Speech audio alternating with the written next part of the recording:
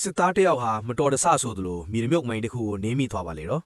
အဲ့ဒီမှာတင်သူ့တတိုင်မကပဲသူ့အဖော်တွေပါအသက်အန္တရာယ်ရှိသွားပြီဆိုတာသိလိုက်ရတော့သူခမည်းကြောက်လန့်ပြီးသတိလက်လက်တောင်ဖြစ်သွားတယ်ခဏနေတော့သူတို့အဖွဲ့ရဲ့ဗိုလ်ကြီးရောက်လာပြီးမိုင်းဘလောက်နဲ့လဲသိအောင်တစ်သားချောင်းလေးနဲ့မြေကြီးတွေကိုစပြီးရက်ထုတ်ကြည့်တာပေါ့